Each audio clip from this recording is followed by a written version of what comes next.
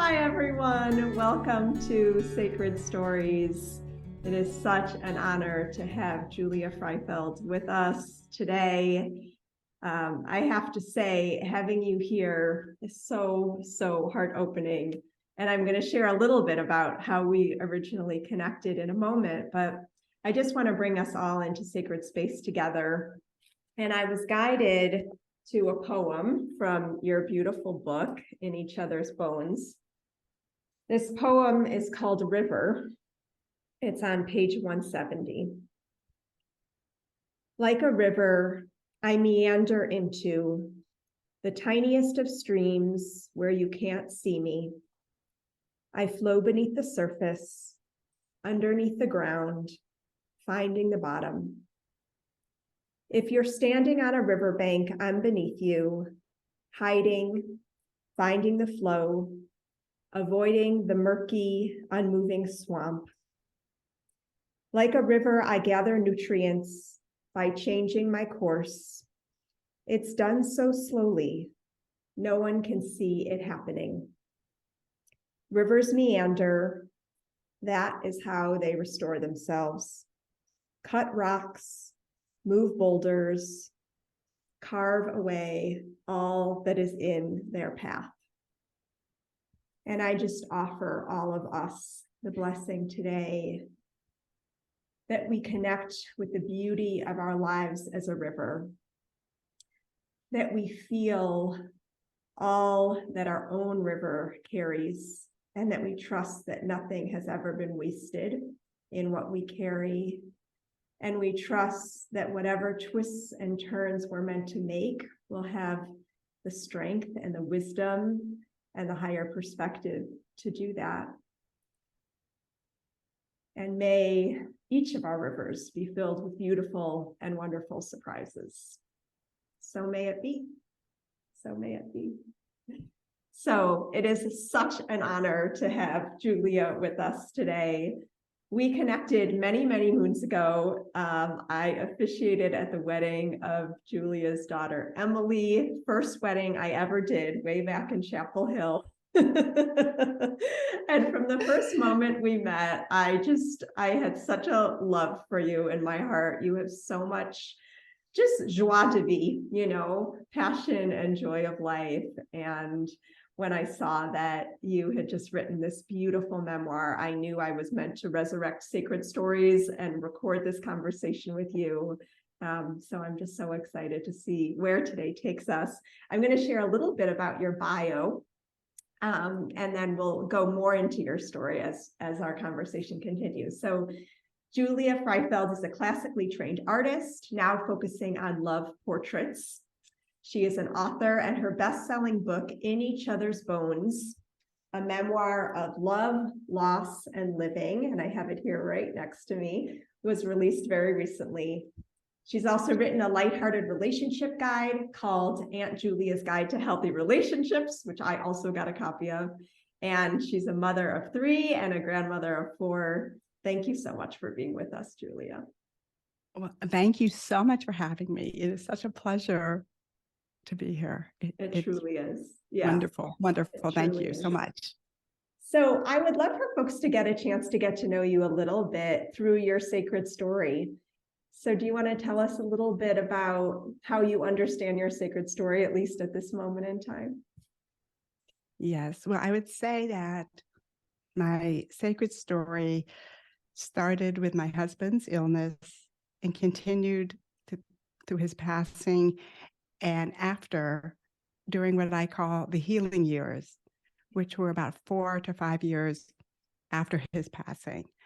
And that whole time period is covered in my book, from his first symptom to my healing years.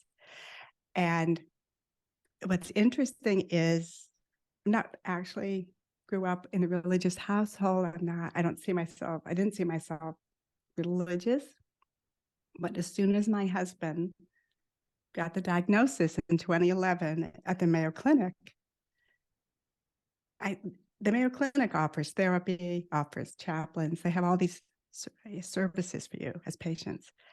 I called the chaplain office, and I asked myself, recently, why didn't I call a therapist? I've been to therapists before.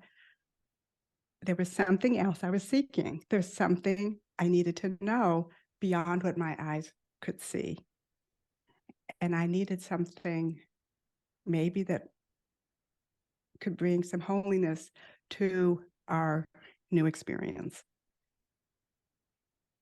So that was the beginning, I would say, of the really realizing I needed something more than what the natural world could offer, Yeah. but something spiritual. I guess the spiritual journey began.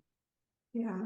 And it began before the diagnosis, because as the symptoms increased, during from 2004 to 2011, I sought out the mikveh immersion experience. And that brought me to my, I think what a spiritual journey does, what I was looking for is connection to myself, basically. I did not want to lose my connection to myself. And when you're a caregiver, many caregivers dissolve into their caregiving role. They lose who they are. Yeah. And I found with rituals, what I called sacred rituals, nature, my creativity, kept me connected to myself, kept me connected to Mark and to the experience that was unfolding in our life. And for those who don't know, the mikveh is a Jewish ritual bath that Jews use to mark time, both moments that are kind of every day. I mean, many folks go to the mikveh before the Jewish Sabbath, so it's a weekly ritual, and others use it to mark more momentous occasions too. And, you know, I'm thinking about the mikveh as like the ultimate embodied experience, right? It's so physical. You're so in your body for it. And yet you also talked about seeking holiness, right? Like you didn't go to therapists. I mean, you did, but first you went to the chaplain's office, right? That there was this, I feel like in your story, both this deep commitment to your own body and tending to your body and the physicality of your journey, and then also wanting that, you know, higher connection to that which we can't see. Yeah. So there's a quote, this is on page 138 in your book, that says, "Tragedy does ultimately break you in pieces. Then it redirects your life, stretching you in new ways. I reached for rituals of love." And I feel like this was so, this showed up again and again in your story of like being able to honor the humanness of all that you were journeying through, and then always coming back to, where am I being guided now? How am I being invited to stretch? How am I being invited to reach for love and for humor and, you know, all of the things. So I'd love for you to share a little bit more about which redirections you were being guided into, and maybe even what redirections you're experiencing now. Well, I would say initially, I followed my muse. I followed my artistry, and I began writing. That was what I was directed to do, for sure. And I wrote in the journals for years. And then the journal became my book. And that book, if I had not written that book, I'd be more wounded from the experience of that loss of Mark. Yeah. That book is such a personal book. It's who I am. I am in that book. I feel like I'm a painter, and I feel like I painted a book. That book is a painting. And by painting that book, by writing that book, it set me free. So it starts, I guess I'm talking about my creativity. Yeah. And that writing helped me manage my life. It helped me manage what was going on in my family's life. And so I was painting, I was writing, and that was another thing I needed to do during those years. Yeah. And I feel even, Julia, like as a writer myself, and also as a creative, when you say I painted that book, like I painted those words. Ooh, I felt that in the depths of my being, so powerful to just feel into the way that our inner experience wants to be expressed, whether it's through words, whether it's through paintbrushes, yeah. And that you were able to know that and reach for it, like that was the foundation of your healing, Yes. I mean, the book took 12 years to write. And so I can be an impulsive person. I can jump into something quick. That book, I needed to tend to it very carefully because by writing that book, I was tending the book, but I was tending my grief. It was a way to tend my grief, the writing. So I took time because you can't rush the grief process and you cannot rush writing a book of that magnitude. Yeah. And so that I was directed towards that. And you brought up brokenness. That's a big theme in my book is brokenness, shattered, things that are torn, the ribbons we tear at the funeral, at the unveiling ceremony, we tore those papers and burned them.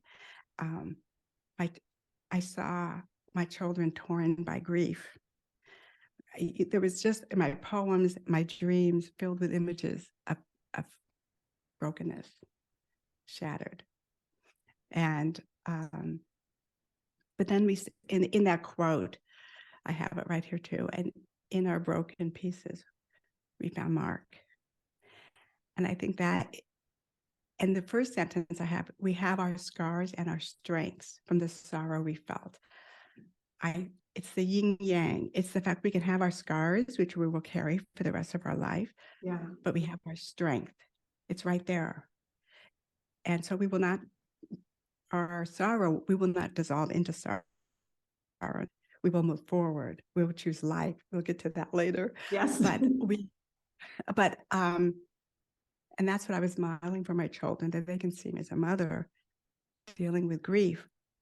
But I can go through that and also have happiness and laughter and grief, and we can walk through life and we can do it all.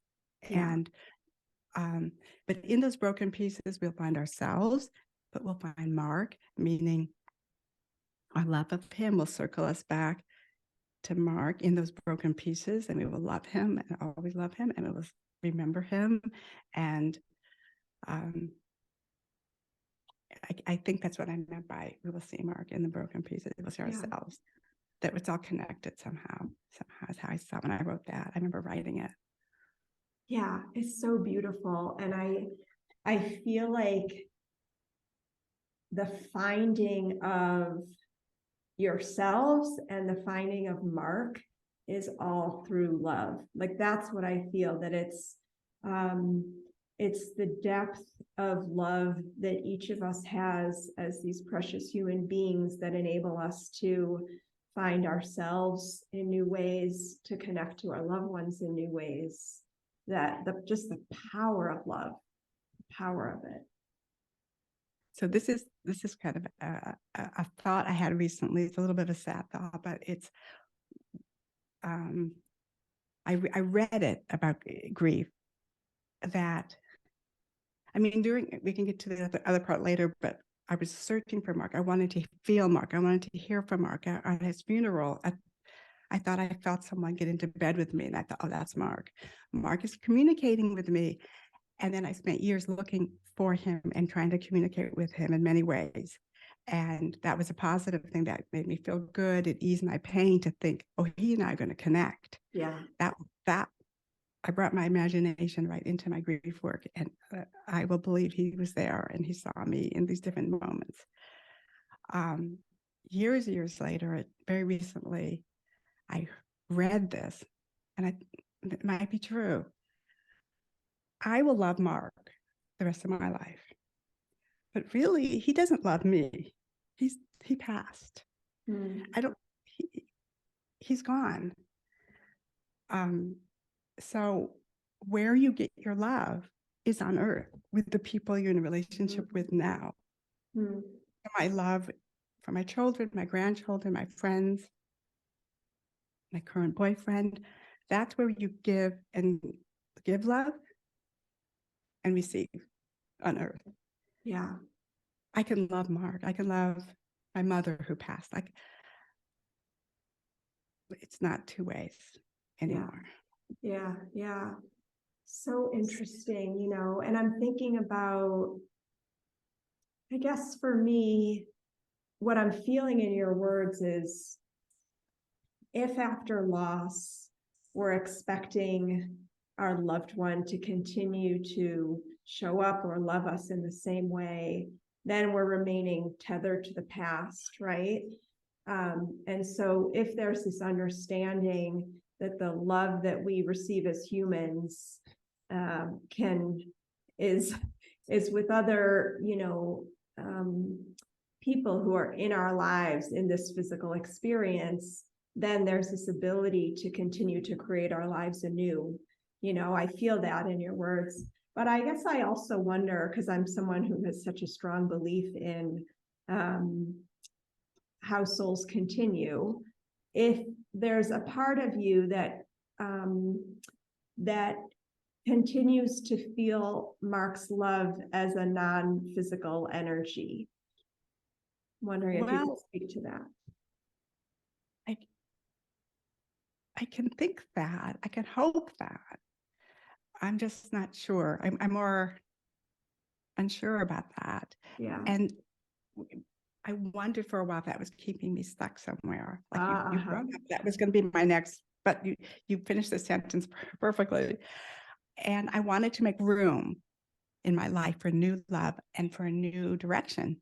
Yeah.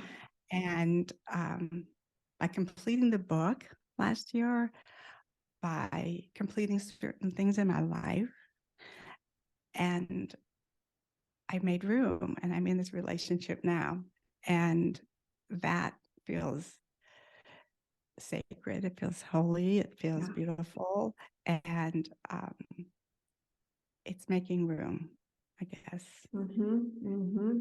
And beautiful.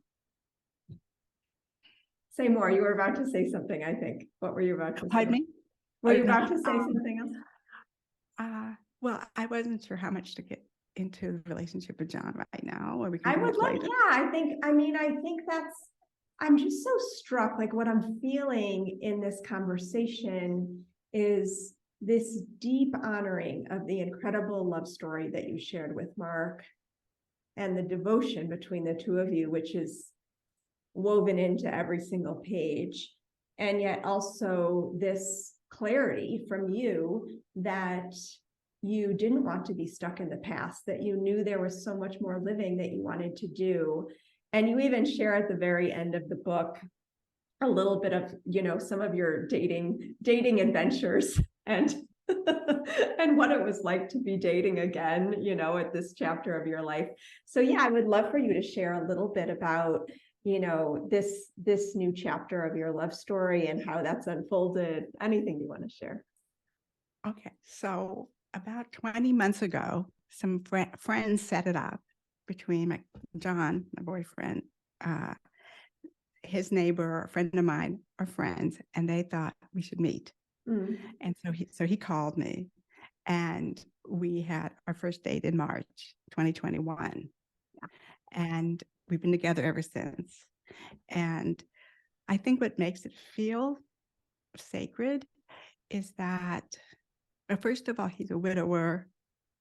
He was a caregiver for 10 years as well, like I was. Oh, interesting. Yeah. And I find this part very interesting. His wife got her diagnosis between Rosh Hashanah and Yom Kippur at different years, but Mark got his diagnosis between those two moments. Yeah. Right. And I just found that somehow a bonding. Yeah. And he loved his wife. I love my husband. We come from loving relationships. Yeah. So obviously we enjoyed those, and we want that for ourselves again. And so we're very caring. We're very compassionate with each other. We're strong individuals, but I feel very tender and caring, and it's a very healthy, a very good relationship. And we can talk about our spouses. They're sort of there in our relationship, so, Yeah. which is nice. Yeah. And we're free to talk about them. We can talk to each other's children about their mother, or John can talk to my kids about their father. I mean, it's very open, and nothing is off limits. And and this is a very important thing to say, is that as we're going through this, now I wrote this book, and this book brings me back to my past too. And it's about Mark and the illness and the dying and those experiences. And I want to reassure him that our relationship is solid. And I told him, he is my now. He is my now. And I drew a little picture, little pretty with little decorations, and it's hanging in his office. Yeah. So we can be in the past sometimes, but we're very clearly in the present with each other. And you know what I feel, Julie, as you're speaking, is that writing this book, making your art, enables you to be in the now with him. All of that beautiful healing that you did and your commitment to bringing holiness to it has enabled you to create the space to create this beautiful, rich and complex and tender, second chapter relationship. Yeah. Yes. Yeah. I feel very, very lucky. We both feel very, very lucky. Yeah. What was it like at the beginning of dating John? Were there things that came up for you that were feeling like, just what was your experience? What came up for you at the beginning? Honestly, it was just all really good. It felt really natural. And I think for him too, it felt we were both ready. I mean, I had dated some, he had some dates, so we've had other experiences before, and that were positive. But when we met each other, it was just right. I don't know, it just really flowed really easily, really well. And we live 10 minutes from each other. So we have our separate houses, which is really nice. We can do our own thing, get together. And we just have a lot of compassion for each other. We understand what each other's been through.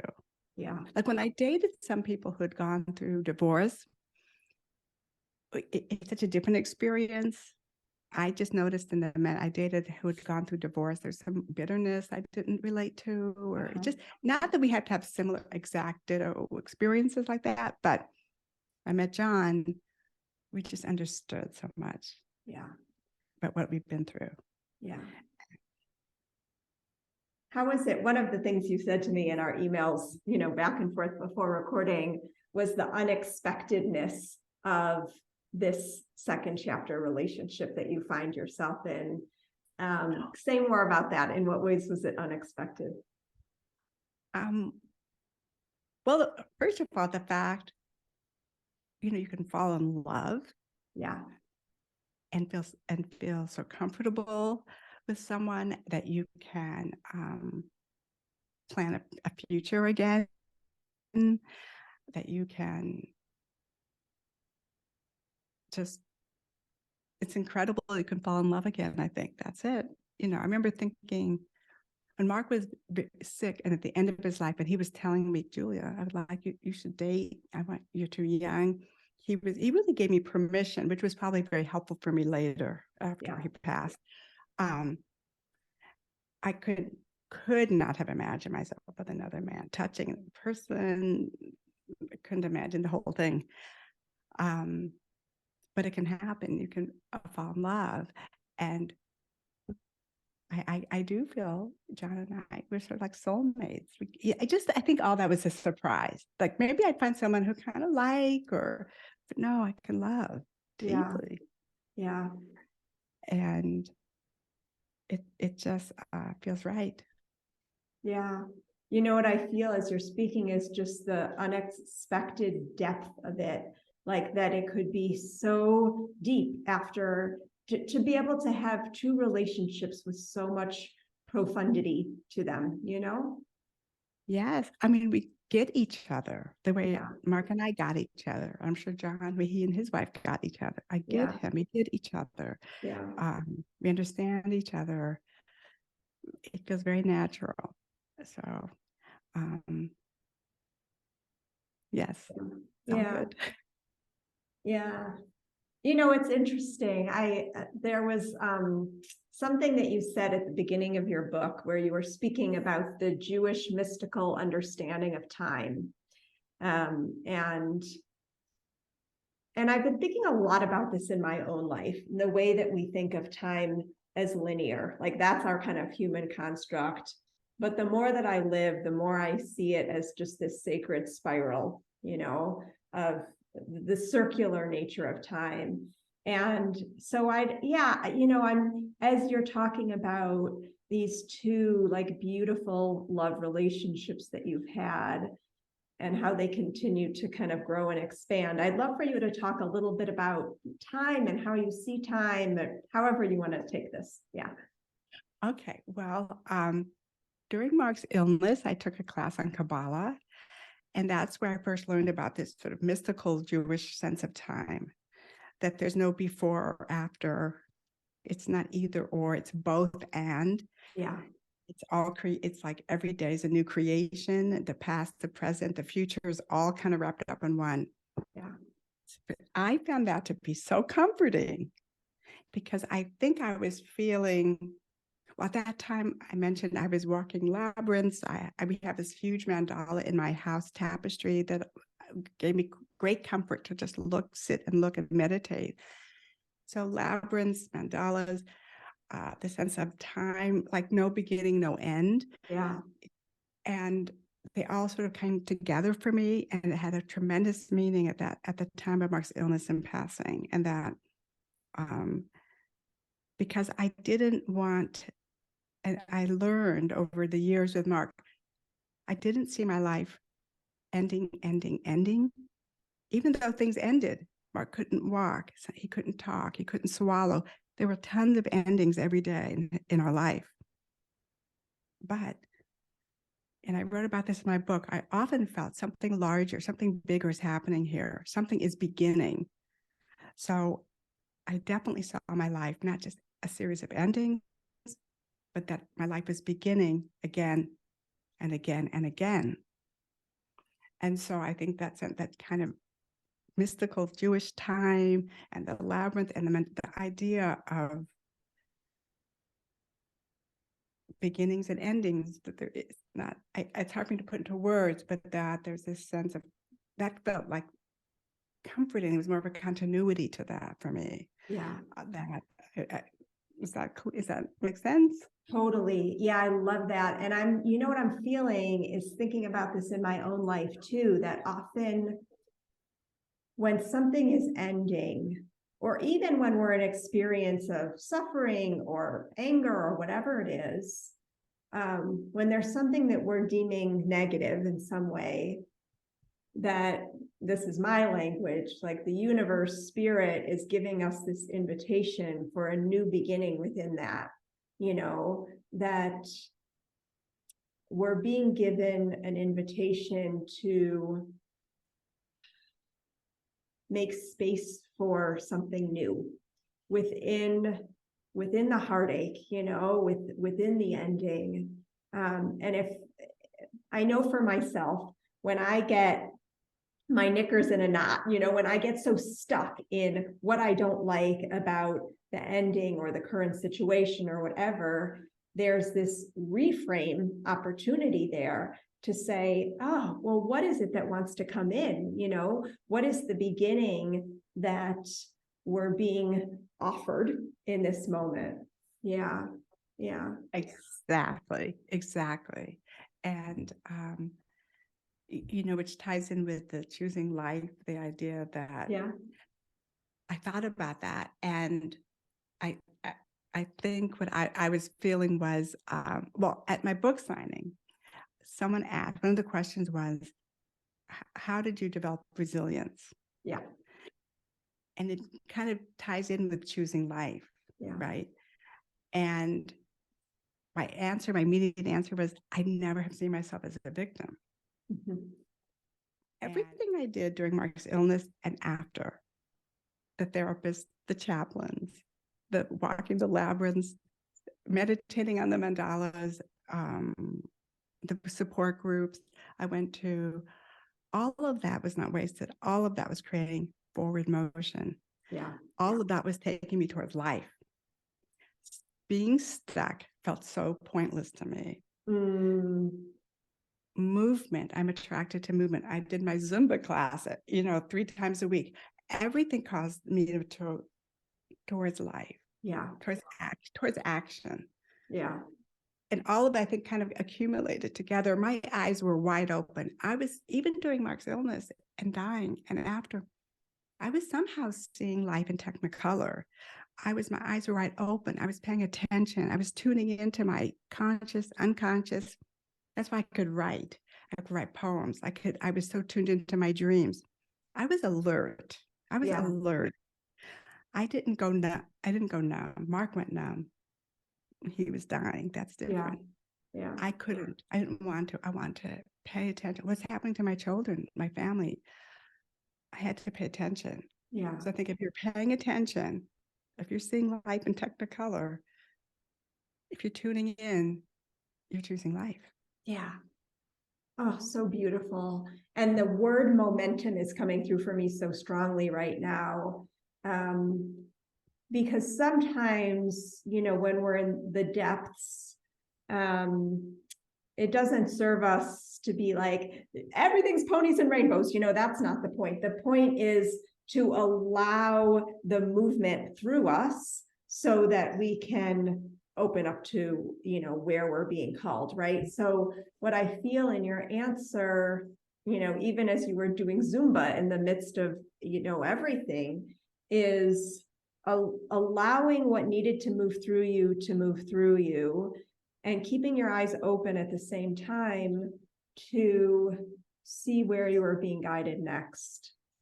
Does that feel like it's capturing? Yeah. That's it. I mean, I was definitely sad. Sometimes when I reread my book, I cry a lot in this book. I'm crying a lot. I mean, it's a sad book too. It's a sad time.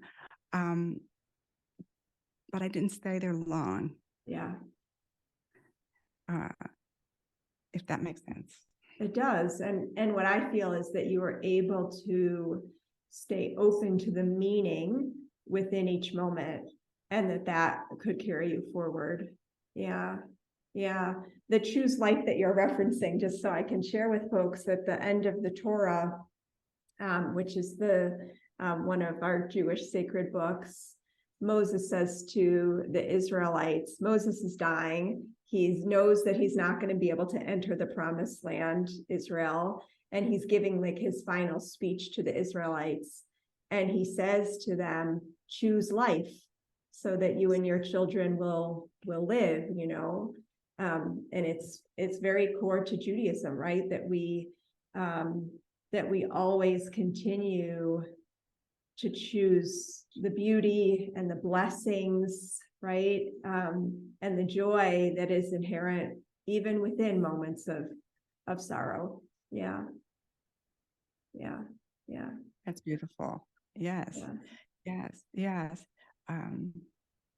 My son asked me last night, how did I do that during those years? How did I choose life? How did, and not just break into pieces constantly or stay stuck in pieces. Yeah. And, even, as a child, I was a very exuberant person. Yeah. I think that's sort of my default, actually, too. Yes. I like to find that happy spot. Yeah. But I will let the sadness in. I mean, there was no other way to go through someone dying.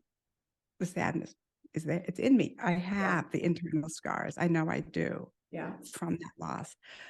But my default, I think, is joy. Yeah. And I want to always kind of find it. Yeah. I mean, in the small ways that I've known you, during these last 14 years, I always think of you. I just remember you showing up at Emily and James's wedding with this like glorious peacock feather in your hair, like so much exuberance, so much joy, so you. And I think to be able to reach for that in all the moments of our lives, like what a gift, Now, what's interesting about that, Yeah. is Yeah. 1 week later, Mark and I made the trip to the Mayo Clinic. Yeah. We did not tell anyone. At that point, no one knew Mark was sick. Yeah. We had those, what I call the secret years, which I'm not proud of that we kept it a secret, but often that's the case. I've noticed people who have the most serious disease are the least likely to share it. Someone with the cold or the splinter loves to tell you about it over and over. Yeah. Yeah. But so we got to that. We had our daughter's wedding. We had it. We danced. I wore my peacock feather. Yeah. I was all in on that night. That was Yeah. Emily was the focus of our night, and James. Yeah. We were there for the healthy child at a healthy moment. Yeah. The day after, we started packing our bags, getting ready to go to the Mayo Clinic for the first time. We totally compartmentalized. Yeah. And no one knew we were going there. We told people we were going on a business trip. Right. So months later is when we start to reveal to our children first, over time, very slowly, what was going on. But that's a perfect example of putting someone else's joy first, of course, your daughters, of course. Yeah. Do you think, like in retrospect, do you think that compartmentalization was helpful? Do you think that we need that a little bit as humans so that we don't get lost in the depth of the pain? Or would you do it differently? I'm curious. Well, it's an interesting question. Would I do it differently? Maybe, because what happens is I carried that secret for over 5 years. Right. That caused something in me that wasn't healthy. Yeah. I was pretending around people that I wasn't being my authentic self anymore. But Mark, we decided together we would keep it a secret. Yeah. And so, I write about that in my book about, well, we kind of bond. You can kind of bond with someone. You have your own little secrets, but then it came to me slowly, whose secret is this? Is this mine to carry? And after an appointment with a therapist, I was starting to unravel from keeping that secret. It wasn't good for me. Yeah. So I started to share and all. And especially after going to the Mayo Clinic, we could not keep that a secret anymore. That's too big of a appointment. Yeah. And I even feel in your answer, like there was a knowing that at a certain point it was not meant to be kept anymore. And so being able to just tune into that internally, what is the right timing for sharing this, Yeah. Right. It's hard to know if one would do something different. At the time, you're doing the best you can. Yeah. In that very complicated situation. Yeah. Because Mark definitely felt it would be a burden to others. Yeah. And then you get into even the gray area of wanting to honor your husband's wishes, but also needing to take care of yourself too, right? And that discernment within. Yes. Yeah. I want to switch gears a little bit. Sure. There's a quote, this is on page 141, and it's a little bit about your connection to divinity. So we'll see where this takes us. So the quote says, "My cousin Susie said, we are to realities as ants are to people. Ants are going about their daily tasks and working within a social structure. They don't know what humans are doing. Ants haven't a clue about the human world around them. And humans, she believes, cannot possibly conceive what is around them. perhaps there is another reality far beyond what we can see, understand, or explain. And yeah, so good. Susie's got some wisdom in her. That's what I have to say. She does. She definitely does. Yeah. Yeah. Well, that was what I needed to hear at that time. And shortly after she said that, and I mentioned this in this book, this dream, the mailbox dream. Yes. I don't know if you remember. I do, but tell the listeners about the dream. Yeah. So at that point, Mark had passed. It was about 6 months after his passing. And David, my youngest son, was living with me that first year. And I come downstairs and I said, David, I had this weird dream. I had this dream that Dad was on our front lawn, leaning against our mailbox heavily and talking to me and trying to tell me something. And I had trouble hearing. But the dream was him leaning heavily on our mailbox. I said, I don't know what that dream is. He was just eating his breakfast, nothing significant. Well, 5 minutes later, my son Jeremy and his wife Jen come into the house and say, what happened to your mailbox? We run outside and the mailbox has collapsed into the garden. Can't make this stuff up. Yeah. You can't make. Love is the conduit. There are signals. And I'm going to pay attention. That dream was telling me I had a visit with Mark. I was convinced. Yeah. And so because I was like so alert to everything in my life at that time, I still am. That's kind of how I go through my life. Yeah. Then I was on the beach a couple months later. I take a walk. I have to take this walk on the beach. I have to get up and I have to take this walk. And I see this man and we have this intense eye contact. And I swear to God, I felt Mark came in, his soul into that man. And I was looking at Mark in the eyes. Yeah. So all these things can sound, is it real or my imagination? But I had all these experiences where I felt Mark's presence and it felt real. It felt helpful. And I have a list and it's in my book, just those encounters. And all I can say is I did feel visited, and something else that could have been going on or not. I don't know how to understand them exactly either. Yeah. Well, I feel like, as Susie said, we're never going to fully understand it. It's so beyond what our little human pea brains, can fathom.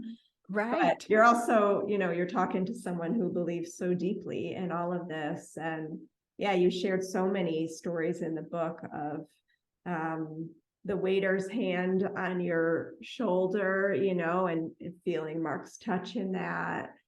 And just the sixth sense that you kind of refer to again and again. And I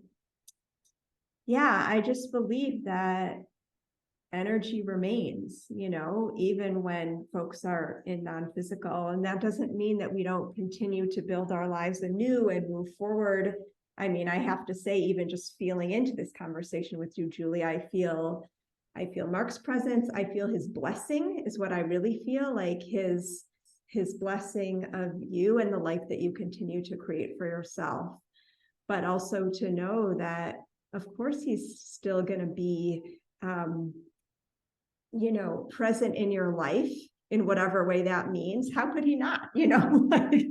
Right. So yeah, that's what I'm feeling as I'm listening to you. Yeah. So interesting. I know that you had, this was like so great.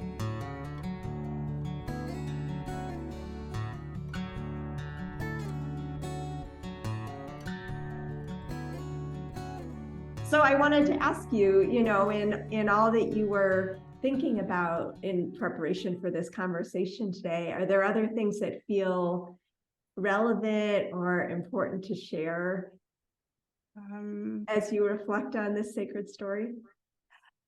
Well, I'm looking. I feel like I've covered most of the things that. I feel like I've covered most of the things that I had written about, I guess I would say one thing, that the Afterlife conference I went to was Oh, yes, yes, yes. Tell us that about was that. a very incredibly healing weekend in St. Louis with a girlfriend who introduced me to the idea of going to mediums and to this Afterlife conference. I Yeah. just said yes to everything.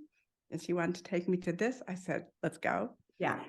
And it's sort of a wish come true experience, because I'm with the medium and Mark is she said, Mark's here in the room. Yeah. Been looking for him for about 2 years. There he is. Yeah. And he can see me and he can see our children. And it was, very meaningful to hear those words. But what they offered these wonderful courses, these little breakout sessions. Mhm. One was called Grief as a Mystical Journey. Well, I felt my grief journey was mystical. Yeah. And they offered that. It was an incredible experience. And they also had another breakout session called The Soul Journey. And it incorporated using art. And we would close our eyes and we would draw. And with my eyes closed, I drew a picture of Mark. I didn't know what I was even drawing. I did not know. I just was making these ovals and circles. And then after I was crying while drawing them. And then I opened and there was a picture of Mark somehow, my eyes closed, drawing. That was very gratifying. It was very comforting. And it was everyone there was very intelligent and helpful in my grief journey. And I would go back. Yeah. Yeah. Yeah. I love that. And I feel like sometimes maybe we have a fear going into a conference like that everyone's going to be kind of nutso, or whatever, right? But to hear you talk about just the depth and the wisdom that was offered is really powerful. Yeah. It was much more powerful than I expected, actually. The quote in my book, it opens up my book with these 2 quotes. Yeah. Yeah. Read them for us. The first one, Terry Daniel, she's the one who created this Afterlife conference. And I read her book, and that first quote there is something she wrote, and it just, she was powerful for me to meet. And yeah. I was getting like wisdom from everywhere I could. Yeah. Yeah. Would you like to read the quote, or would you like me to, from Terry Daniel? I'll read it. Okay, yeah, you read it. That's great. This is a Terry Daniel from her book. Instead of wondering why bad things are allowed to happen, consider instead that there are no good or bad things in the universe, only creations that move us forward in our evolution. We cannot judge these creations because they are necessary in order for growth and expansion to occur. They are there to provide traction, something to push against, like a swimmer pushing off the edge of a pool. I just love that. Yeah. What is it about it that speaks to you? Well, because it's about choosing life. It's saying, and there's purpose and meaning in our lives. And that's the thing I could actually address, is that I know with Kubler-Ross, she has the 5 stages of grief. Right. And in my book, I end with finding meaning. And I write about synchronicity and all these things, because I needed to find meaning in all of this. And that quote helped me. Her conference helped me. And then recently I read, after my book was finished and published and blah, blah, blah, that they've added finding meaning in her. They've added that to the stages of grief now, that actually that is a goal. Now, I didn't know that at the time I wrote about it and read about it and felt it in myself. I needed to find meaning. I had to find meaning. Yeah. But that is now an accepted 6th, I guess, stage of grief. Yeah. Is finding meaning. Yeah. Oh, so beautiful. And I think that the meaning enables us to also be open to a new beginning too, Right. Yeah, I love the quote and the imagery for me of the swimmer pushing off the edge of a pool, maybe even having just finished a lap and then doing a flip turn and, starting off the other way. Again, that word momentum is just coming in for me. There's such momentum behind it. Yeah. Yes. Yeah. Yeah, beautiful. Well, I want to end because I've been so struck by this beautiful cover and just again, like the movement, the connection, the energy of it. Can you tell us a little bit about this painting? Yeah, I'd be happy to. So first of all, I painted it. Yes, It is a love painting. Yeah. I painted it last year, and I was looking at several photos of Mark and I to use. And at first I thought I was going to find one from when he was sick, Yeah. end of life, towards the end of his life. And then I decided, no. I stumbled across that photo. That's from 1982. We're on our honeymoon. Oh, wow. We're on a boat Yeah. from Greece to Italy. The wind is blowing through our hair. We're 26 years old. The world is our oyster. Yeah. It's all going to be great, right? And so I thought, oh, that is what I want on the cover, that moment where everything was perfect. And I guess what I would say, though, in saying all that just now and hearing myself say that, is that, like, I wrote on the chapter about Mark's dying, that chapter, the day he died. And I have, let me find what page that was on. It's let me just look at the day he died. Take your time. Okay, I am the day he died. I have to read this because Read it, please. it was it's just, let me say the words. Saturday, July 26, 2014 was an ordinary and extraordinary day. Looking back, it was perfect. It was sacred. The planets and stars were in place. The heavens were awaiting Mark. The sights, sounds, smells are still fresh in my mind. In the same way parents remember a child's birth, all the details are there. It is a moment on the edge, a threshold. It is holy and intimate. There is a birth canal to life and a death canal to somewhere else. It was a day and night that took us by surprise. We each had our own experience. So that was the end of life. At the beginning on the cover, but really his end, there was beauty in it. Yeah. And that's when I interview each of my children and they tell the story and then my own experience. Yeah. And that part of the book was so powerful. Every single one of them has their own share and their own perspective. And as readers, we feel how they're intertwined, but also how they're so unique, and I love that the cover of the book has the beginning, with all of the unbridled hope, right? And the end of the book also has so much beauty and holiness in its own way, too. Yeah. Right. Yeah. Yeah. Oh, Julia, thank you for this beautiful conversation and for all of your sharing. I want to invite folks to buy the book, to connect with you. Will you tell us where people can get the book, how they can connect with you, other offerings that you have? Yeah. The book, you can get it on Amazon. You could also, I'm promoting local independent bookstores, so we don't forget about them, and they can order the book for you. You can go in, you can probably order it online. They're all online too. Yeah. Yeah. Beautiful. And tell us your website if people want to connect too. Yeah, they can look at my website. It's my name, Julia Freifeld, FREIFELD.com. Perfect. Just my name, It's a beautiful website. Yeah. Yeah. Thank you. Thank you. Thank you. Thank you. I want to, what a joy to reconnect with you, truly.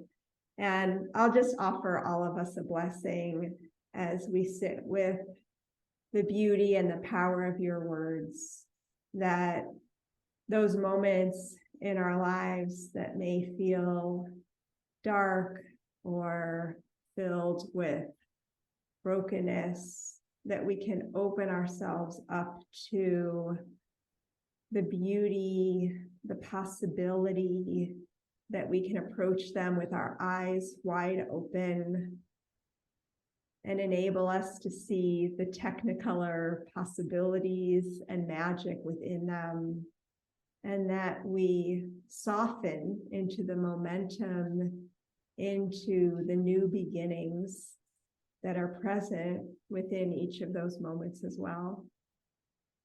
So may it be. So may it be. Thank you. Thank you.